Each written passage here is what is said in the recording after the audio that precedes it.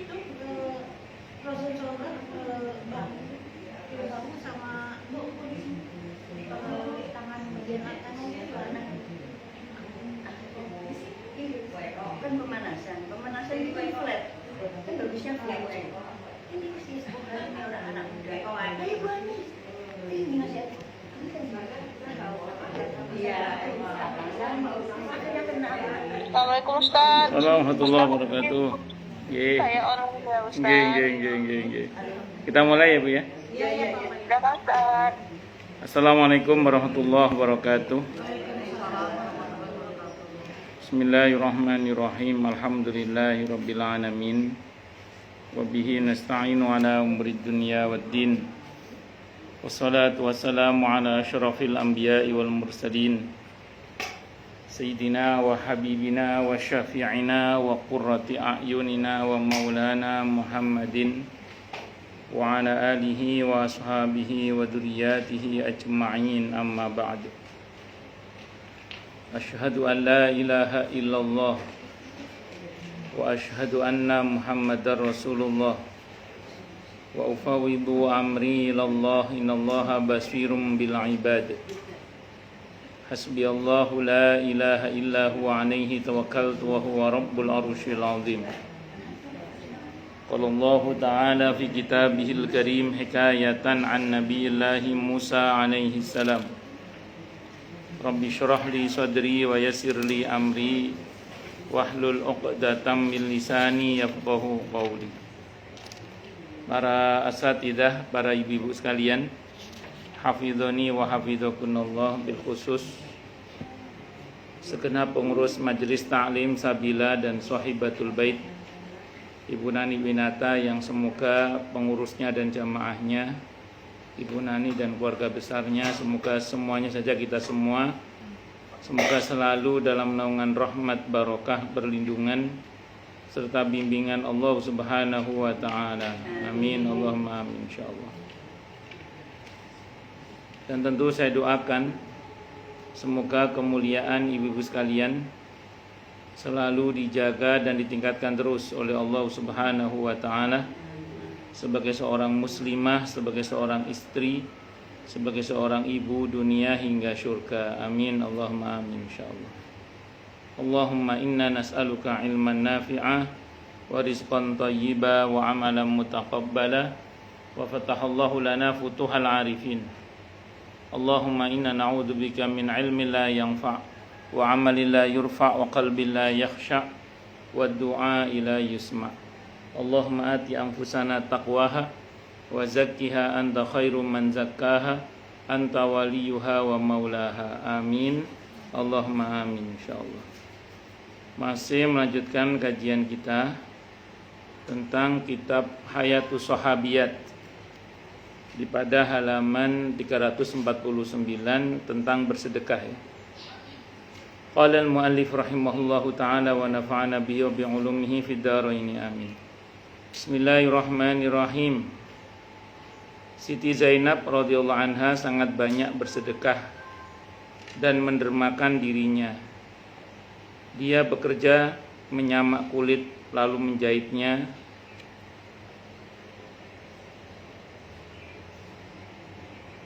agar memperoleh hasil untuk dia sedekahkan semuanya di jalan Allah.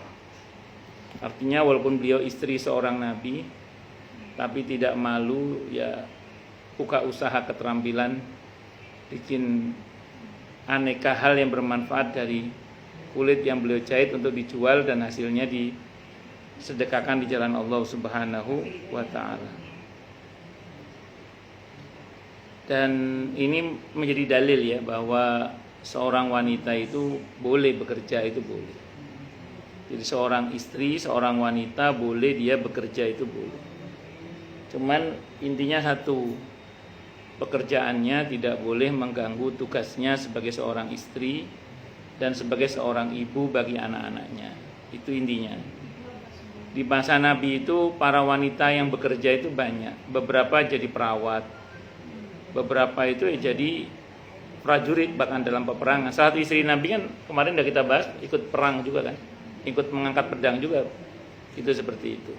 Jadi dalam hal ini wanita tidak dilarang bekerja, asalkan tadi fungsinya sebagai istri dan fungsinya sebagai seorang anak, sebagai ibu bagi anaknya itu tidak terbengkalai.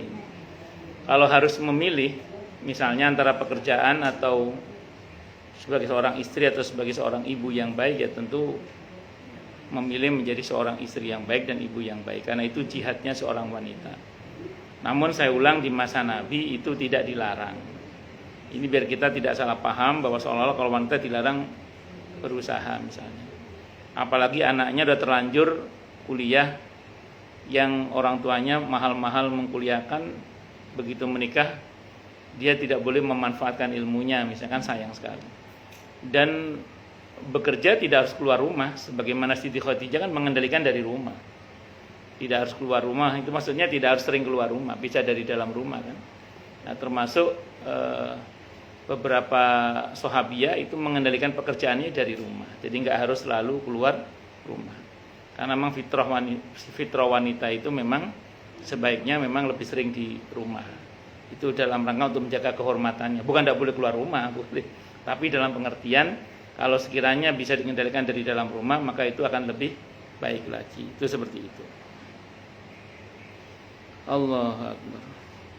Maka ada beberapa orang itu, orang tua maksudnya itu pesan ke mantunya, tidak apa-apa anak saya kamu nikahi, tapi izinkan dia untuk mengembangkan ilmunya misalnya. Jadi izinkan dia untuk mengembangkan ilmunya. Jangan sampai kemudian ilmunya mandek, karena ilmunya bermanfaat misalnya bagi banyak orang. Itu seperti itu. Rasulullah Muhammad sallallahu alaihi wasallam mengetahui perangai baik yang dimiliki istri beliau tercinta ini. Lantas beliau menyampaikan berita gembira kepadanya berupa kedudukan yang agung. Beliau bersabda kepada istri-istri beliau, asra'ukunna lahaqan bi atwalukunna yadan. Qalat fakunna yatatawalna ayatuhunna atwalu yadan. Qalat fakanat atwal faqalat fakanat atwalana yadan Zainabu li annaha kanat ta'malu biyadiha wa tasaddaqu. Jadi yang paling pertama kali menyusul aku di antara kalian adalah yang paling panjang tangannya. Lebih tepatnya yang pertama kali bertemu nanti dengan Nabi di akhirat, maksudnya gitu ya. Itu adalah yang paling panjang tangannya. Maksudnya panjang tangan di sini dalam istilah Arab ya. Bukan panjang tangan ala Indonesia. Ya. Maksudnya dermawan, versi Arab panjang tangan maksudnya dermawan. Siti Aisyah radhiyallahu anha berkata, mereka para istri Nabi itu saling mengukur siapa di antara mereka yang paling panjang tangannya. Siti Aisyah radhiyallahu anha berkata yang paling panjang tangannya adalah Zainab radhiyallahu anha, karena dia bekerja dengan tangannya lalu menyedekahkan hasilnya. Ini jangan dipahami itu panjang-panjangan tangan, bukan. Nah, Siti Aisyah mengatakan akhirnya para istri Nabi itu berlomba-lomba saling memanjangkan tangan. Itu terjemahan yang pas itu sebenarnya. Itu terjemahan tadi maksudnya kurang tepat itu. Para istri Nabi itu berlomba-lomba memanjangkan tangannya, maksudnya berlomba-lomba untuk dermawan. Rupanya yang paling dermawan kata Siti Aisyah, nah inilah pengakuan seorang madu kepada madunya yang lain dari kebaikannya bahwa ya yang paling baik rupanya di antara kami dalam hal sedekah itu adalah Zainab radhiyallahu anha, karena dia telah bekerja dengan tangannya dan bersedekah dengan hasil pekerjaannya sendiri. Itu betapa ya bahwa bekerja dari hasil tangan sendiri itu merupakan bagian dari kemuliaan itu. Nah, jadi ini yang saya ulang tadi, seorang istri, seorang wanita bukan tidak boleh bekerja. Silakan bekerja, yang penting tugasnya sebagai seorang istri, tugasnya sebagai seorang ibu itu jangan sampai terbengkalai. Karena bagaimanapun juga seorang istri itu adalah tulang rusuk, bukan tulang punggung. Jadi istri itu adalah tulang rusuk, bukan tulang punggung. Kemarin pas Idul Adha banyak jombloers yang cari tulang rusuk, atau banyak istri yang mencari tulang punggung.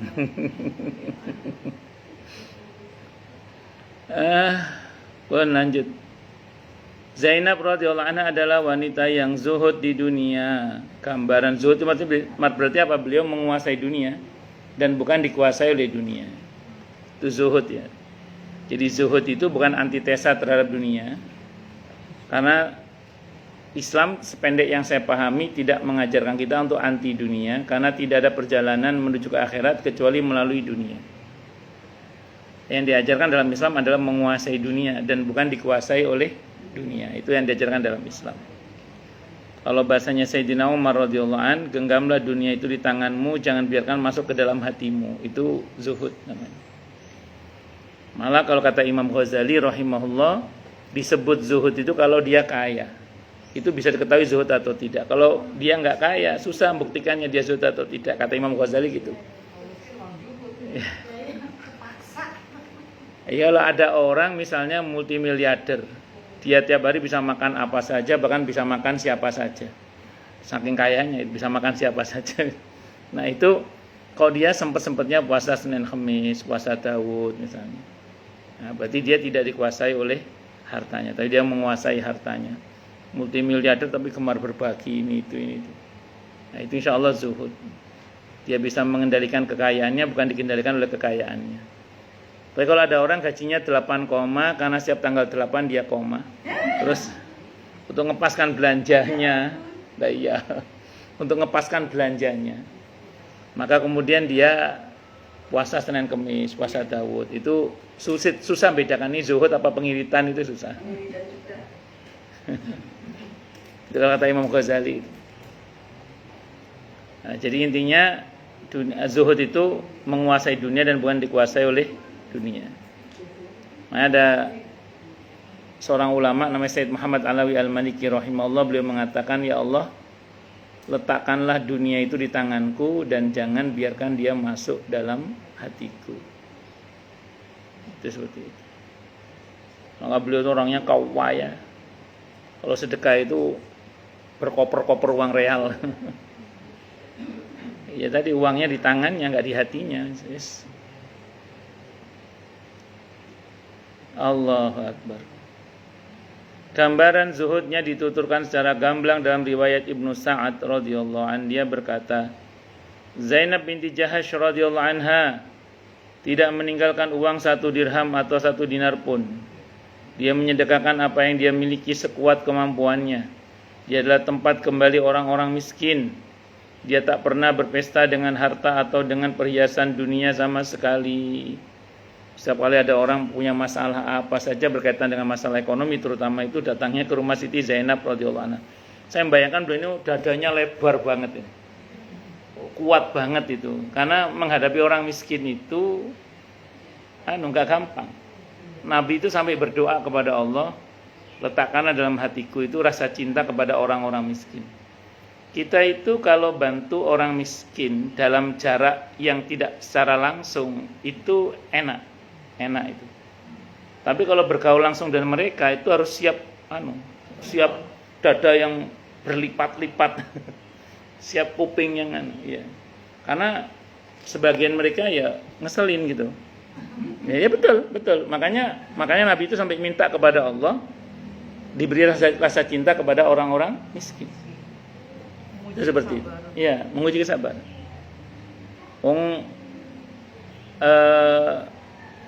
Saya ada jamaah ngundang anak yatim. Ada tiga anak yatim lah, 3 grup anak yatim yang diundang. Selesai acara, ada satu yang kembali terus, minta terus. Sebenarnya kan ada tipe orang itu, jangan minta, nanti saya kasih. Kalau minta kan kesel, sekali, 2 kali, kuat, 3 kali, udah kuping mulai pengeng gitu. Itu seperti itu. Nah, jadi itu ketika kita berinteraksi langsung. Jadi memang ini beliau menurut saya termasuk kuat ini. Ya, istri Nabi. Jadi seperti itu. Jadi, tidak semua orang kuat. Saya ulang, tidak semua orang kuat. Ada jamaah saya yang lain, misalnya ada pemulung anak-anak dikasih uang ceritanya itu. Makasih Bu. Nah, besoknya datang lagi. awalnya kan cuma dikasih kan, berikutnya datang lagi. Enggak punya beras, oke dikasih. Besok lagi datang lagi, iya lama-lama kan capek orang itu. Namanya manusia ya, namanya manusia. Ya begitu memang. Jadi nggak semua orang kemudian kuat, nggak semua orang cukup kuat. Termasuk tuan rumah ini, ini kan ada cobaannya juga kadang. Cuman yang kuat tak Purnama, yang nggak kuat Bu Naninya kayaknya itu. Tahu aja Tahu Ustaz. aja. Ya memang kan, nggak semua orang kuat memang gitu. Makanya saya bilang tadi, ketika kita membantu dalam jarak dengan mereka itu gampang. Tapi ketika kita mulai berinteraksi dengan mereka dengan interaksi yang dekat, itu butuh kesabaran yang ekstra. Butuh kesabaran yang ekstra. Kan di sini Zainab tuh tidak meninggalkan uang 1 dirham pun lah istilahnya. Ya. Kebetulan ada orang yang berkata begini, udahlah jangan berpikir meninggalkan warisan anak-anak. Iya. Mereka ada bilang. Tapi saya kurang setuju, bukan soal warisan ya. Tapi kita juga jangan nyusahin anak gitu lah istilahnya. Yeah. Kita harus punya simpenan. Kalau kita meninggal ya alhamdulillah jadi warisan. Iya. Nah, tapi kalau misalnya kita hidup panjang, ya kan kita jangan sampai udahlah nggak meninggalkan warisan, lalu kita bagi-bagi habis sampai kita nggak punya gitu. Yeah. Menurut Pak Ustadz gimana? Bagus. Ini kan khusus ini Bu. Ini kan khusus ini. Khusus, ya? Iya. Jadi tidak semua boleh begini. Di antara sahabat Nabi aja yang boleh begini cuman Sayyidina Abu Bakar As-Siddiq radhiyallahu anhu. Sayyidina Umar aja cuman separuh bolehnya, enggak boleh semuanya. Iya. Sa'ad bin Abi Waqqas maksimal sepertiga. Malah Nabi wanti-wanti ke Sa'ad bin Abi Waqqas radhiyallahu anhu, beliau mengatakan, "Aukamakal, kamu meninggalkan keturunanmu dalam keadaan cukup itu lebih baik daripada kamu meninggalkan mereka dalam keadaan kekurangan sehingga karenanya minta-minta." Jadi ini khusus ini kalau menurut saya. Jadi kalau yang kita ambil dari keteladanan para istri Nabi itu apa sih? Spiritnya aja. Spirit dermawannya, spirit mandirinya gitu loh. Nah, jadi ini tipe istri yang mandiri, terus tipe istri yang dermawannya luar biasa. Itu aja spiritnya aja kita tangkap. Persis bisa jadi malah nggak boleh kita. Persis malah nggak boleh bisa jadi. Kenapa? Karena untuk kita berlaku ketentuan maksimal sepertiga dari total harta. Jadi kita tetap harus menyisakan. Yang tidak menyisakan uang di rumahnya itu istri Nabi, Nabi sendiri, itu tidak apa-apa, khusus itu. Kalau kita jangan coba-coba. Itu seperti itu. Ya bisa dipahami ya. Ya itu seperti itu. Bon lanjut. Seorang macam-macam, nggih. Jadi ini termasuk yang kuat ini. Tadi saya ulang, kita bantu orang miskin dalam cara itu biasanya lebih mudah, tapi kalau dalam interaksi langsung itu nggak semua orang kuat, tidak semua orang kuat. Karena ya tadi beberapa orang miskin itu ada yang tahu diri, ada yang nggak tahu diri, ada yang ngelunjak, ada yang nyebelin, ada yang macam-macam. Kenapa? Termasuk mantu saudara kan juga gitu. Iya macam-macam ya. Iya mental saudara juga macam-macam. Iya ketika kita memutuskan untuk selalu membantu, harus siap-siap dianggap itu sebagai sebuah kewajiban. Oh, iya. Iya merasakan? Iya. Iya sudahlah, Anda merasakan rupanya. Iya wis. Ya.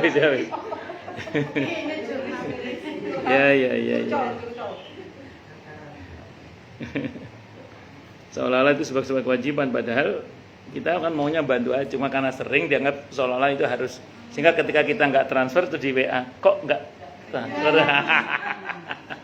Kadang-kadang gini, udah transfer segitu, kok cuma segitu? Kok cuma segitu? Jadi kayak nggak bersyukur. Iya. Iya. Apa Bu? Balikin apa tuh? Oh. Ya semacam-macam, sabar nggih. Makanya kalau sampai sanggup ini luar biasa sabarnya. Pernah ada seorang mualaf itu minta bantuan ke saya. Mualaf, enggak tahu malah bener bangga saya nggak ngerti itu. Minta bantuan ke saya. Saya bilang gini, ya saya karena dia maksa banget itu, tumben maksa banget. Jadi nanti kita ketemuan di rumah. Begitu mau saya kasih alamat rumah saya itu kata istri saya, jangan kasih, kata istri saya. Loh, kenapa? Ya kalau ada sampean, kalau nggak ada sampean nanti saya yang repot katanya. Ya sudah, akhirnya saya suruh janjian di masjid di mana saya ngajar aja. Iya kata istri, ya kalau ada sampean, kalau nggak ada sampean nanti saya yang repot katanya kata istri saya. Ya itu. Kalau minta tenis sih, Bang. Kan habis makan ngantuk. Iya. Emang nggak semuanya kuat memang. Tapi spiritnya tetap ya, kita harus peduli pada orang-orang yang miskin. Soal cara itu terserah lah itu. Dan memang saya ulang tadi memang macam-macam. Allahu Akbar. Dia berkata, Zainab binti Jahash radhiyallahu anha tidak meninggalkan uang 1 dirham atau 1 dinar pun, dan menyedekahkan. Udah tuh ya. Salah satu dari bukti yang menunjukkan kemuliaannya di sisi Allah Subhanahu wa taala, terkabul doanya dan kezuhudannya di dunia adalah sebuah riwayat yang disampaikan oleh Ibnu Sa'ad bahwa suatu ketika Zainab radhiyallahu anha diberi hadiah berupa harta. Dia berdoa, ya Allah, jangan sampai aku bertemu lagi dengan harta ini karena dia adalah fitnah. Ini khusus begini. Nah, jangan coba-coba ngomong gini, nanti duit gak mau sama kita, repot itu. Kemudian Zainab radhiyallahu anha membagikannya kepada kerabat, keluarga serta orang-orang yang memerlukan harta dari kalangan fakir miskin. Berita itu sampai kepada Umar radhiyallahu anhu. Sayyidina Umar radhiyallahu anhu berkata, perempuan ini menginginkan kebaikan. Sayyidina Umar radhiyallahu anhu berdiri di pintu rumah Zainab radhiyallahu anhu dan mengucapkan salam. Sayyidina Umar radhiyallahu anhu berkata, aku sudah mendengar pembagian harta yang kau lakukan. Sayyidina Umar radhiyallahu anhu lantas menyuruh ajudannya untuk mengirimkan lagi harta berjumlah 1000 dirham kepadanya. Siti Zainab radhiyallahu anha kembali membelanjakan harta itu atau mendistribusikan harta itu sesuai jalan yang dia sukai. Entek lagi, habis lagi. Ya, semua begitu orang dermawan. Dan ini saya ulang, ini khusus ya. Enggak boleh ditiru ini. Enggak boleh ditiru. Jadi ini khusus, tapi spirit dermawannya kita tiru, spiritnya. Tapi mengenai cara membagi habis total seluruh kekayaannya itu enggak boleh kita tiru. Enggak boleh ditiru memang ini. Kan saya ulang tadi, yang diantara kalangan para sahabat Nabi aja yang boleh cuman Sayyidina Abu Bakar As-Siddiq radhiyallahu anhu. Yang lain enggak boleh. Ada yang mengatakan Sayyidina Umar, Sayyidina Utsman radhiyallahu anhuma cuman separuh bolehnya. Yang selain itu masuk sahabat Sa'ad bin Abi Waqqas radhiyallahu anhu itu cuman 1/3 total harta maksimal, itu enggak boleh lebih dari itu. Kalau di Al-Quran di surah Al-Isra itu rumus yang Allah berikan begini, wala taj'al yadaka maghlulatan ila unuqika wala tabsutha kullal basti fataquda maluman mahsura. Jangan pelit, tapi jangan terlalu begini juga. Jangan jor-joran juga. Takutnya nanti di belakang hari menyesal. Fataquda maluman mahsura. Ya. Itu seperti itu. Jadi harus apa namanya? Harus apa ya? Ya semua harus terukur lah, intinya begitu. Itu seperti itu. Karena di belakang hari ngerinya terjadi penyesalan. Mungkin orang tuanya nggak nyesel anak-anaknya bisa nggak ya? Ya. Contoh gini misalnya. Suatu saat ada seorang anak dan ibunya melewati sebuah rumah. Kata seorang ibu berkata kepada anaknya begini, ini rumah jatahnya ibu saya sebenarnya. Tapi dulu sama ibu saya dikasih ke saudaranya. Dia lupa bahwa anaknya butuh rumah. Ya begitu. Terus pernah ada seorang bapak melewati sebuah tanah juga. Dia bilang ini dulu tanah bapak saya sebenarnya. Dikasih ke saudaranya. Lupa kalau anaknya juga butuh tanah. Ya itu tadi kalau kita memberikan berlebihan itu. Ngerinya itu penyesalan begitu itu. Mungkin orang tua nggak nyesel, tapi anak-anaknya yang kan menyesalkan itu.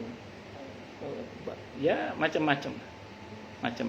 Makanya dermawan itu terukur banyak itu aja. Bukan tidak boleh ngasih rumah orang, bukan tidak boleh ngasih tanah orang, tapi pastikan anak sejahtera terlebih dahulu. Nanti mensejahterakan orang lain, anak sendiri masih belum sejahtera misalnya. Itu seperti itu. Saya ulang, bukan tidak boleh loh yang ngasih rumah orang, bukan tidak boleh ngasih tanah orang, bukan tidak boleh wakaf. Silakan, yang penting tidak lebih dari 1/3 total harta. Satu dulu ya. Yang kedua pastikan anak-anak memang sudah baik, iya gitu. Jangan sampai meninggalkan mereka dalam keadaan kekurangan dan karenanya minta-minta ke orang lain tadi itu. Itu seperti itu. Karena fitnahnya besar nanti. Di belakang hari ngerinya itu tadi anaknya ngomong kayak gitu tadi itu. Walaupun saya kadang ngedem-ngedem orang yang kayak gitu, saya berkata, ya untung bapak sampean dulu itu orangnya dermawan. Kalau enggak mungkin sampean lebih belangsak lagi. Ya untungnya orang tuanya dulu dermawan. Kalau enggak mungkin bisa jadi sampean belangsak semua, saya bilang. Cuma kadangnya gitu, berlebihannya itu. Nah, dalam Islam tadi enggak boleh Begini itu tidak boleh. Ya, kalau bahasa Al-Qur'annya wala taj'al yadaka maghlulatan ila unuqika wala tabsutha kullal basti fataquda maluman mahsura. Al-Isra berapa saya lupa itu. Saya buka dulu ya. Al-Isra ayat saya lihat dulu. Surat ke-17. Wala taj'al. Nggih, monggo.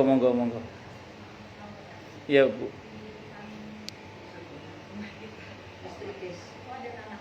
Amarah. Oh, ada mana? Hah? Dipakai oleh mereka padahal sudah diwakafkan. Masalah diwakafkan sekolah. Sudah ada bangunan-bangunan belum selesai. Tapi akhirnya anaknya memakai pakai sama anaknya, ada yang dikontrak dan sebagainya.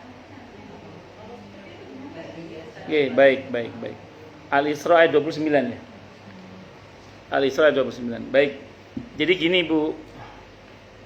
Tanah itu sudah diwakafkan oleh orang tuanya semasa hidupnya ya. Terus tiba-tiba karena anaknya merasa tidak punya rumah, akhirnya tanah itu dipakai oleh anaknya sebagai tempat tinggal. Sebenarnya gini, saya mau bicara rumus dulu ya. Dulu pada saat orang tuanya berwakaf itu, apa yang dia wakafkan itu melebihi sepertiga total hartanya atau tidak? Tidak, kira-kira. Nggak tahu ya. Kalau lihat dari cerita anaknya nggak punya rumah, berarti itu lebih dari sepertiga total harta barangkali itu. Iya, itu kan nggak boleh kalau dalam Islam. Sebenarnya itu makanya yang diperkenankan hanya sepertiga saja sebenarnya itu. Maka taruhlah orang tuanya dulu salah ya, lebih. Maka ya wajar kalau anaknya menggunakan sebagiannya, tidak boleh seluruhnya sebenarnya. Sebagian dari tanah wakaf itu untuk tempat tinggalnya. Itu seperti itu. Tapi tidak boleh kemudian seluruhnya, karena kan tetap sepertiga dari total harta yang dulunya orang tua keluarkan itu tetap sebagai wakaf. Tapi kelebihannya boleh diambil oleh anaknya itu sebagai bagian dari tempat tinggalnya. Mungkin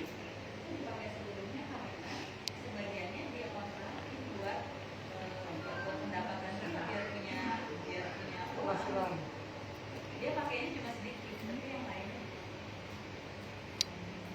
Jadi diambil semua berarti. diambil semua. Dia pakainya sedikit. jadi apa yang sudah diwakafkan itu kan milik Allah. Milik Allah itu berarti milik kaum muslimin. Taruhlah misalnya orang tuanya itu telah mewakafkan dan anaknya menempati itu sebagai nazirnya misalnya. Sebagai nazirnya itu sebagai pengelola harta wakaf. Maka diperkenankan dia untuk memanfaatkan tanah wakaf itu untuk kemaslahatan kaum muslimin sebenarnya. Ya, termasuk untuk kemaslahatan dirinya yang dia ambil secukupnya, selebihnya untuk kemaslahatan kaum muslimin. Kalau semuanya habis untuk kepentingan dirinya ya salah juga itu sebenarnya. Tapi wakafnya batal ya. Iya, makanya ini yang harus saya sampaikan kepada Anda semua bahwa semangat infak fisabilillah itu bagus, tapi tidak boleh lebih dari sepertiga total harta itu aja.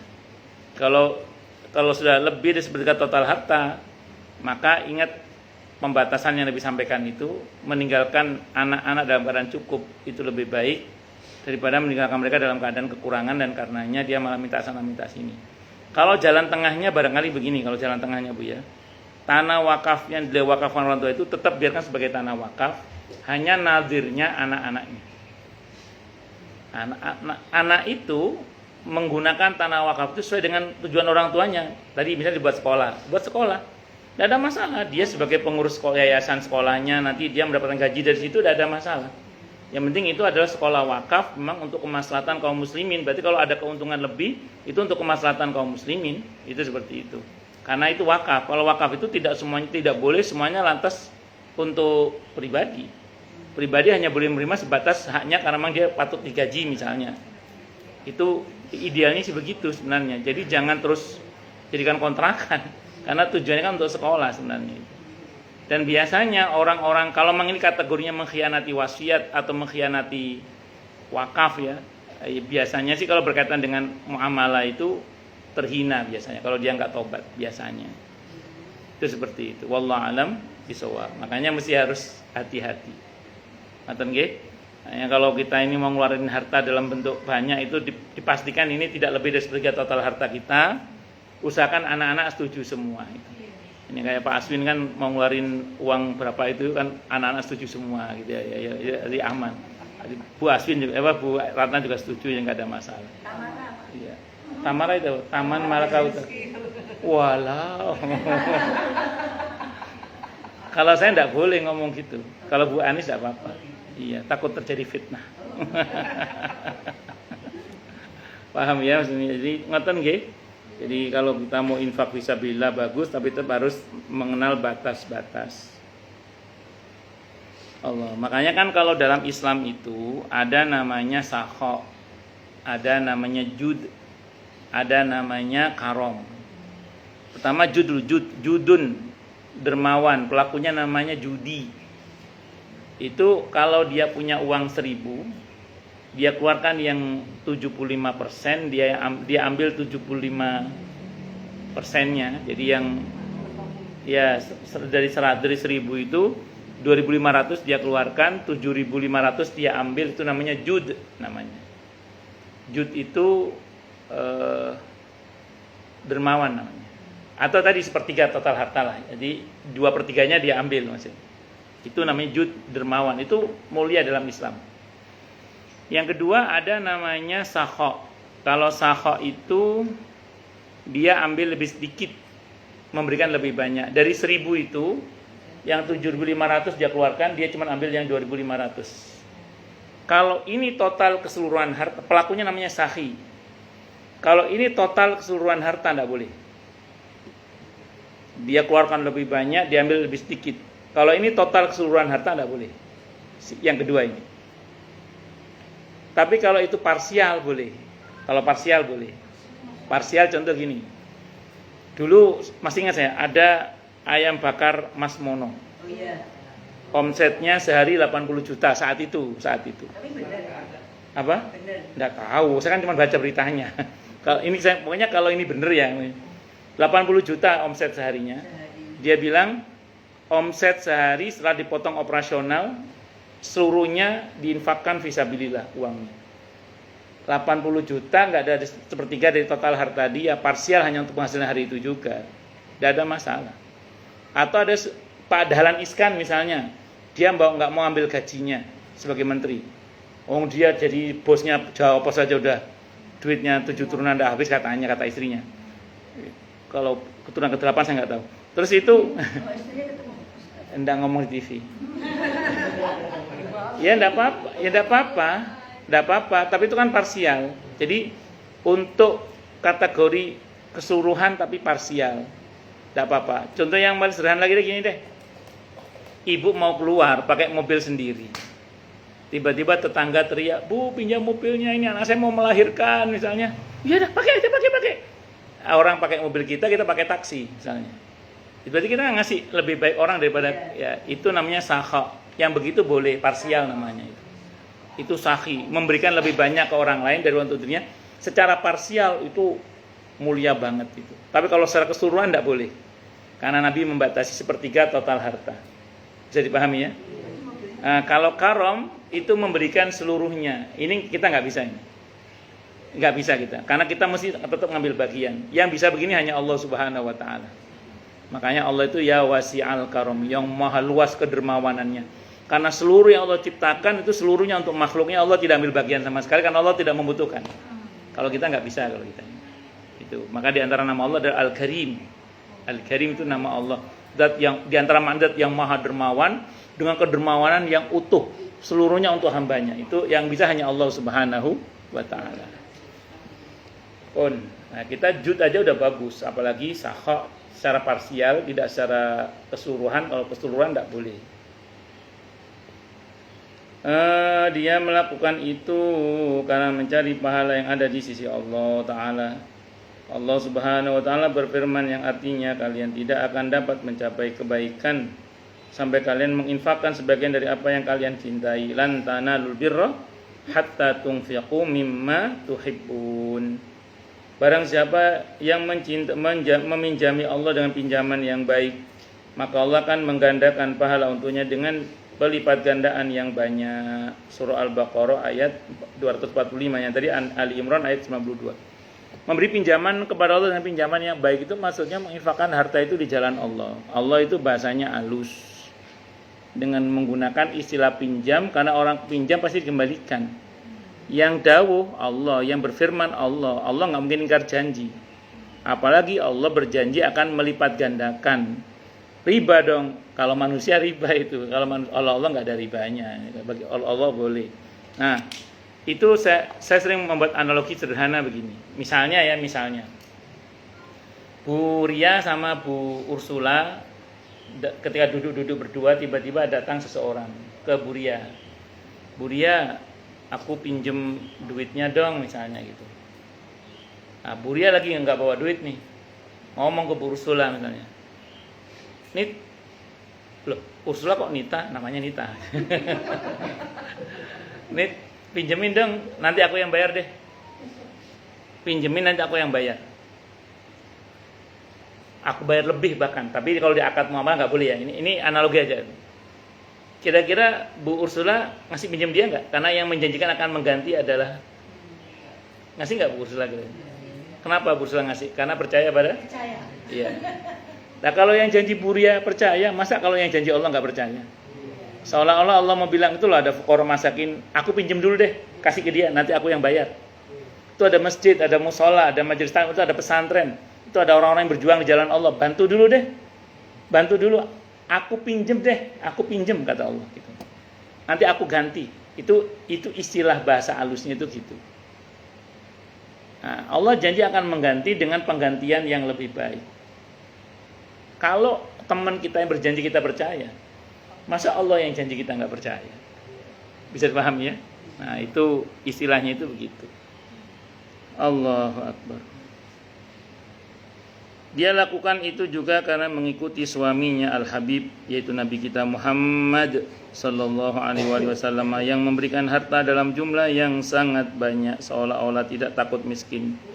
Beliau bersabda, ittaqun nar wala bisyiqqi tamratin, takutlah kalian kepada api neraka, atau jagalah diri kalian dari api neraka walaupun hanya dengan setengah butir kurma. Sedekah itu bisa memadamkan api neraka, bahkan bisa menyelamatkan kita dari api neraka. Kalau di kitab At-Tadhkir Imam Al-Qurtubi, sedekah itu jadi tameng nanti, sehingga cipratan api neraka itu tidak akan mengenai dia, karena sedekah itu jadi tamengnya. Itu ada dalam kitab At-Tadhkir Imam Al-Qurtubi rahimahullah. Yang ibu-ibu udah pada lupa semua itu. Beliau juga bersabda, man tasaddaqa bi adli tamratin min kasbin thayyibin wa la yaqbalullahu illa thayyiba wa innallaha yataqabbaluha bi yaminihi summa yurabbiha li sahibihi kama yurabbi ahadukum faluwahu hatta takuna mislal jabali. Barang siapa bersedekah semisal satu butir kurma yang berasal dari mata pencaharian yang baik, halal maksudnya, dan thayyib, sedang Allah tidak menerima kecuali yang baik, maka Allah pasti akan melipat gandakannya, sebagaimana salah seorang di antara kalian memelihara anak kudanya hingga menjadi sebesar gunung. Terjemahannya lebih tepat begini sebenarnya. Orang itu kalau infak fisabilillah itu seperti investasi kepada Allah. Ya, investasi kepada Allah itu ada ruginya nggak? Nggak mungkin, pasti untungnya, gitu loh maksudnya itu. Jadi kalau investasi kepada selain Allah kan bisa untung bisa rugi. Misalnya Bu Dida investasi kerjasama dengan Cukurpedia apa namanya? Apa namanya? Barpedia. Ya namanya investasi dengan manusia, kadang ada untungnya, tapi juga mungkin ada ruginya. Itu kalau manusia. Semoga untung terus ya, amin. Tapi kalau kepada Allah nggak ada ruginya. Wong Allah kok, Allah ada ruginya nggak mungkin. Maka investasi yang pasti untungnya adalah investasi di jalan Allah. Itu seperti itu. Keutamaan sedekah itu sangatlah besar, pahala yang dijanjikan berlimpah ruah. Cukuplah rasanya bila orang yang bersedekah secara ikhlas akan mendapat naungan di bawah arsy Ar-Rahman pada hari yang tiada naungan kecuali naungan Allah. Terutama ini sedekah yang Menolak. sembunyi-sembunyi, terutama yang dapat naungan itu, ya sembunyi-sembunyi. Allah, Nabi kita Muhammad sallallahu alaihi wasallam menyebutkan bahwa menyedekahkan seperti itu termasuk salah satu dari 7 macam orang yang akan dinaungi Allah dalam naungannya. Allah berfirman, hadisnya Sahih Muslim, wa rajulun tasaddaqa akhfa hatta la ta'lama shimaluhu ma tunfiqu yaminuhu. Seseorang yang menyedekahkan sesuatu dengan menyembunyikannya sampai-sampai tangan kirinya tidak mengetahui apa yang diinfakkan oleh tangan kanannya. Sedekah sembunyi-sembunyi. Terang-terangan iya, sembunyi-sembunyi juga iya. Dan itu bisa memadamkan murka Allah. Dengan sedekah orang kaya berkasih sayang kepada orang miskin sekaligus melipur batinnya. Kasih sayang dan cinta akan menyebar ke seluruh lapisan masyarakat dan ikatan batin di antara mereka menjadi semakin kuat dan erat. Wallahu a'lam bishawab. Jadi intinya sedekah itu memang potensial buat pelakunya itu selamat dari api neraka, karena biasanya sedekah itu kebaikannya produktif. Terutama kalau kita investasinya kepada tempat-tempat yang produktif kebaikannya, atau kepada person-person orang-orang yang kebaikannya produktif. Contoh ya, ini contoh. Izin saya minum dulu air ini ya. Iya, silakan minum. Bismillah.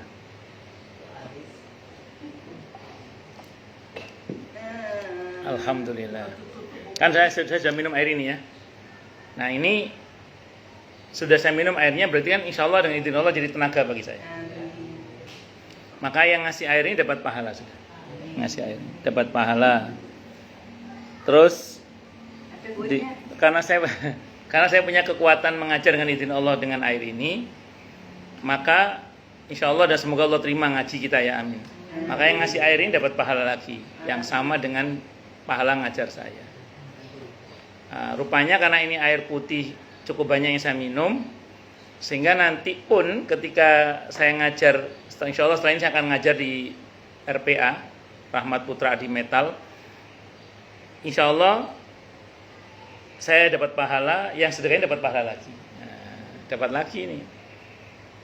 Karena air putih kayaknya nggak sampai malam kayaknya. Mau air putih, kecuali ini SMC. Kalau SMC enggak berjalan. Taruhlah sampai malam nanti malam insya Allah saya masih ngajar lagi di Al Furqon Jati Unggul misalnya. Ya, saya dapat pahala lagi insya Allah, yang ngasih air putih dapat pahala lagi. Ini baru air putih loh, belum STMC. Belum kuenya. Waduh, enggak. Saya cuma masih ngasih tahu gini. Saya ini orang yang kebaikannya mungkin tidak seproduktif ustadz-ustadz lain yang top-top lah.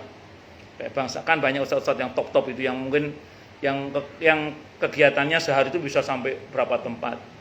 Saya ngecek aja udah kayak gitu, apalagi yang top-top itu seperti itu. Itu bayangan, itu baru sedekah apa namanya ini? Air. Belum kalau sedekah bahan motor, belum kalau sedekah bensinnya. Enggak, saya nggak ngomong saya, yang lain aja guru-guru TPK itu aja lah. Saya enggak usah. Kalau ngasih ya nanti saya kasih tahu nomor rekening saya. Enggak, saya bercanda ya, tapi enggak.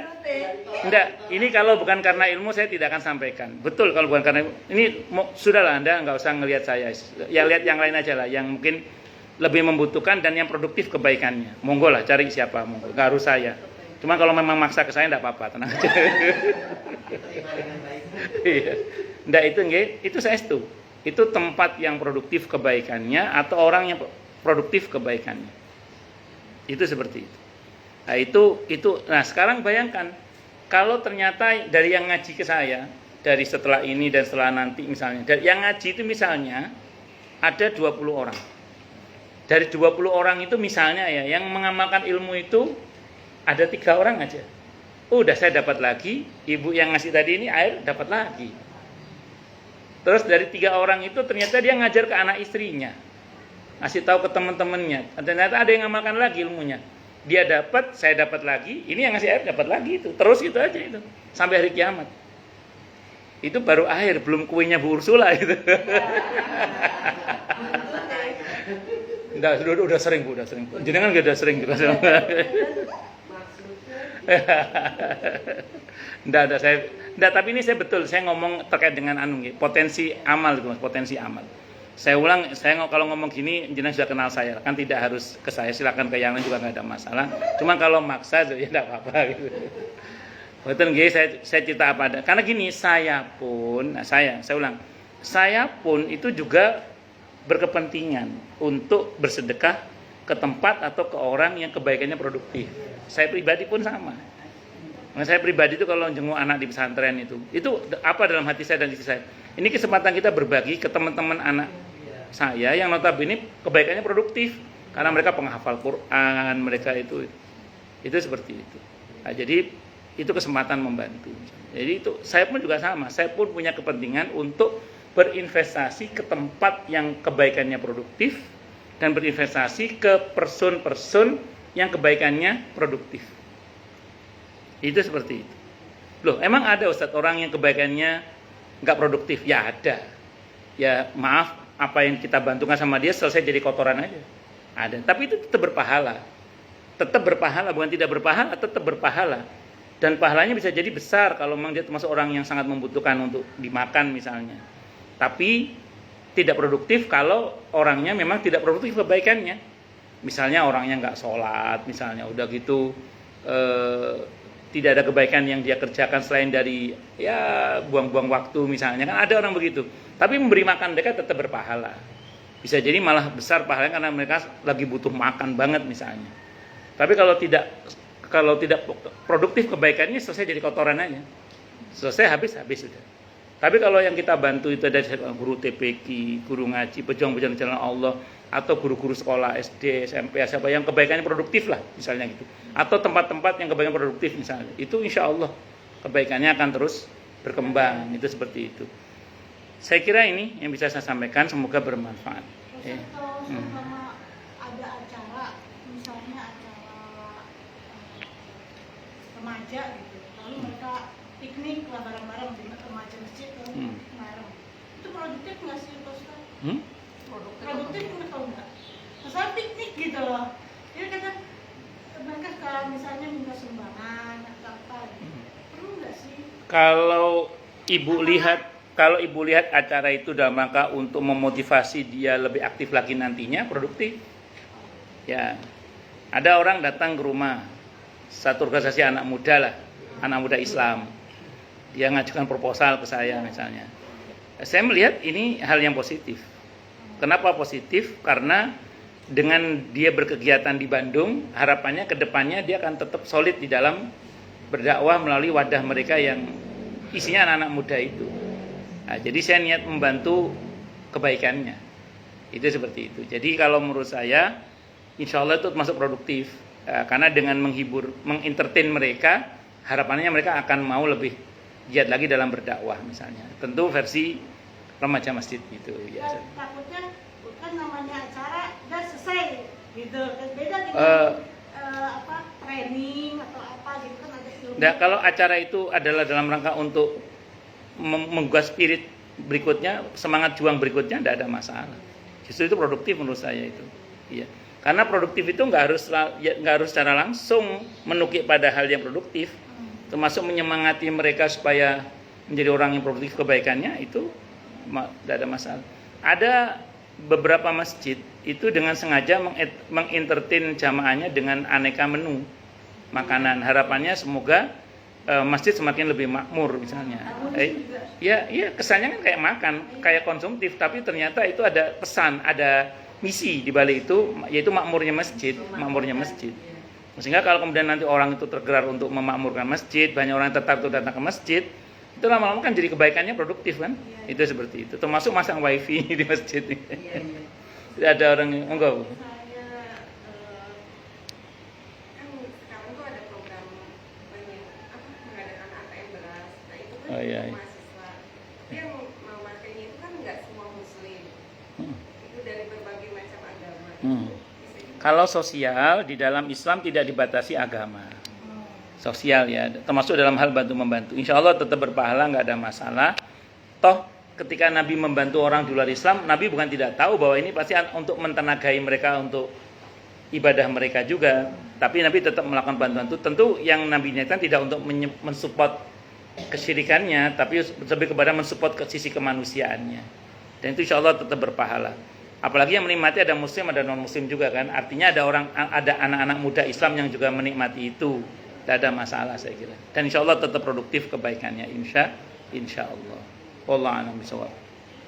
Malah kalau bisa, kalau kita berbagi kepada orang di luar Islam, sematkan dalam hati itu niat semoga ini betul. Jadi ini merupakan bagian dari syiar tentang keindahan Islam. Semoga orang-orang itu tertarik untuk masuk Islam. Saya kira itu. Wallahu a'lam bishawab. Monggo yang lain silakan kalau ada.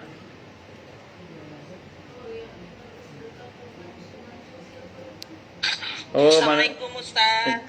Saya dulu. Nggih, Assalamualaikum warahmatullahi wabarakatuh. Online dulu Bu ya. Ya nanti saya. Nggih, monggo Bu. Ya Ustaz. Nggih, Bu Ira. Saya Ira Ustaz. Nggih.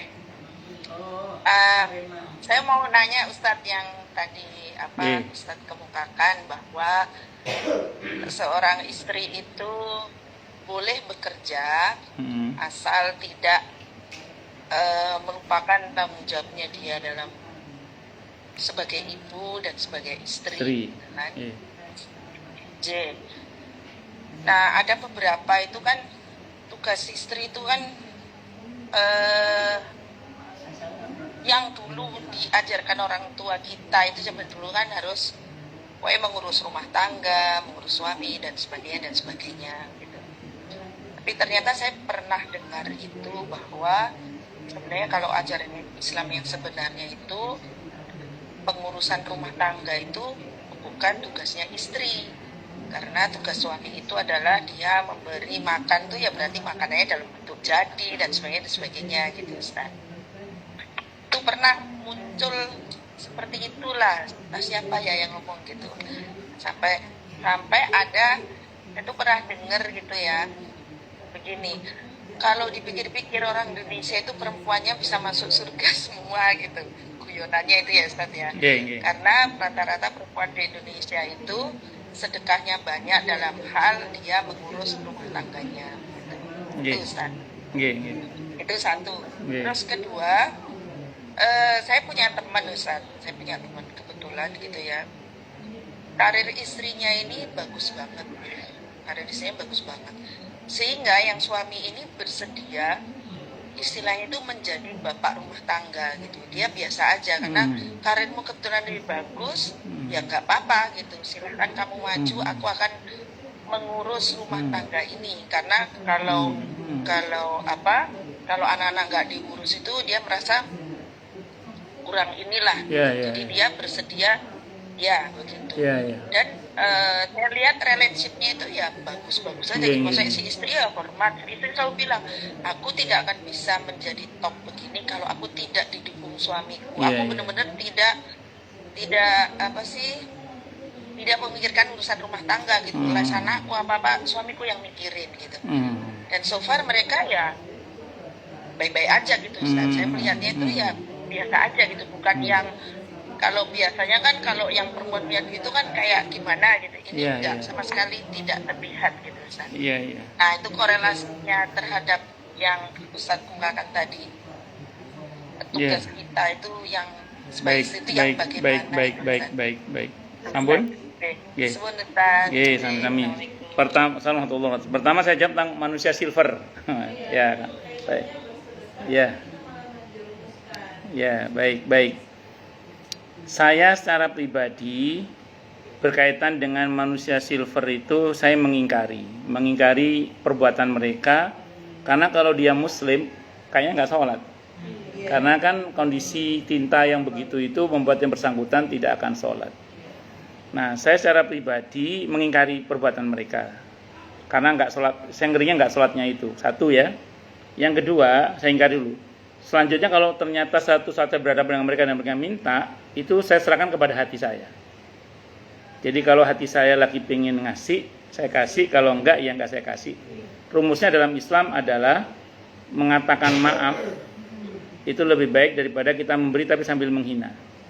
Nah, jadi qaulun ma'ruf wa maghfiratun khairum min shadaqati yatba'uha ada. Ucapan yang baik dan memohonkan ampunan atau maaf itu lebih baik daripada kita memberi sambil mencela. Jadi kembali ke hati ibu saja, cuman perbuatan saya ingkari. Karena potensial nggak sholat pasti. Karena kan menggunakan yaitu apa? Iya itu satu. Tapi kalau hati tiba-tiba ngasih, kasih aja tidak apa-apa. Niatnya kalau saya gini, saya berharap pada Allah mudah-mudahan kalau saya ngasih dia sebagai seorang anak, katakan anak-anak, semoga anak saya juga disayang oleh Allah di tempat yang lain sana. Satu. Atau yang kedua, saya memberikan pada sisi kemanusiaannya. Saya tidak bantu perbuatannya, saya bantu sisi manusianya. Dia manusia yang juga butuh makan, saya membantu sisi kemanusiaannya. Sambil saya doakan bisa dalam hati semoga diberi hidayah oleh Allah dan sadar tobat itu. Tapi saya ulang, untuk manusia silver saya termasuk yang mengingkari. Karena dalam hal ini nampaknya kasat mata enggak sholat itu. Nampak kasat mata kayaknya enggak sholat itu. Karena potensinya memang enggak sholat kalau seperti itu dan. Kalau pengamen yang lain kan kadang masih mungkin sholat. Kalau ini kayaknya enggak mungkin sholat kalau ini. Karena potensi tinta yang begitu luar biasa itu kan butuh ekstra untuk membersihkannya itu kan. Itu satu. Kecuali dia orang kafir ya beda apa kalau itu. Satu dulu ya. Kemudian yang kedua mengenai Bu Ira tadi. Pertama berkenaan dengan bukan alhamdulillah apa tadi? Biar kamu tahu. Iya, hidukumullah. Ada apa tadi? Apa itu pertama tadi, Bu? Yang begitu jelas tadi seorang hadir. Oh iya. Tugas istri, Ustaz. Oh iya. Enggak, tugas istri. Yang bekerja, ya, begitu tugas suami bukan tugas istri itu yang pertama ya. Baik. Ingat. Begini. Memang betul bahwa itu dirujuk kepada perkataan Sayyidina Umar, tapi hadisnya lemah sebenarnya itu. Ketika suatu saat ada orang datang kepada Sayyidina Umar radhiyallahu an, ini ada yang mengatakan hadisnya lemah, tapi ini kritik matan ya, bukan kritik sanad yang saya tahu. Nanti diskusinya panjang lah. Orang ini datang kepada Sayyidina Umar mau curhat tentang istrinya yang kebuala. Rupanya pada saat dia sowan ke Sayyidina Umar sedang dimarahi oleh istrinya juga rupanya. Dan beliau saat dimarahi istri itu diem aja. Nah, sampai akhirnya orang ini pulang. Dalam hati batin, ternyata istri khalifah sama galak juga. Begitu mau pulang oleh Sayyidina Umar dipanggil, "Cung, balik. Saya tahu kamu kesini mau apa." Itu ketajaman intuisinya Sayyidina Umar ya, tahu. Kata beliau, seperti yang kamu lihat kan, ketika istriku marah aku diam saja. Karena ketika dia marah yang aku ingat adalah kebaikannya. Dia yang telah menyusui anakku, padahal itu tugasku. Dia yang telah memasakkan untukku dan anak-anakku, padahal itu tugasku.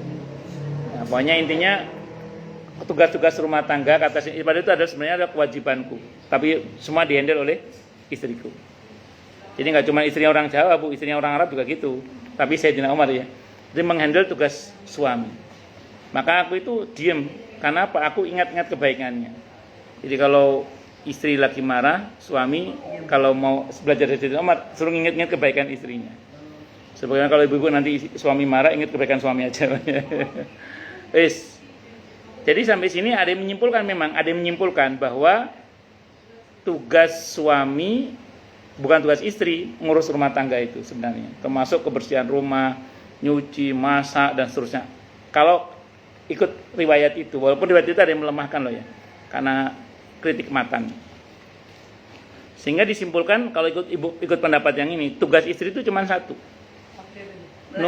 nurut sama suami.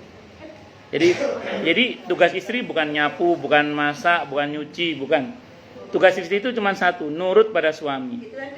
Iya, nurut disuruh masak, nurut disuruh nyuci, nurut disuruh bersih. Nah itu dari. Nah, tapi saya ulang itu pendapat. Nah, tapi jangan lupa ada hadis sahih yang mengatakan bahwa ketika Siti Aisyah ditanya apa yang Nabi lakukan kalau di rumah, membantu pekerjaan istrinya di rumah. Berarti status suami membantu istrinya, berarti ya tetap itu tugas istri sebenarnya. diskusi fikihnya panjang, tapi memang kehidupan suami istri harus saling, bukan siapa yang paling. Itu seperti itu. Itu satu dulu Bu ya. Jadi Bu Ira nurut sama Pak Octavian.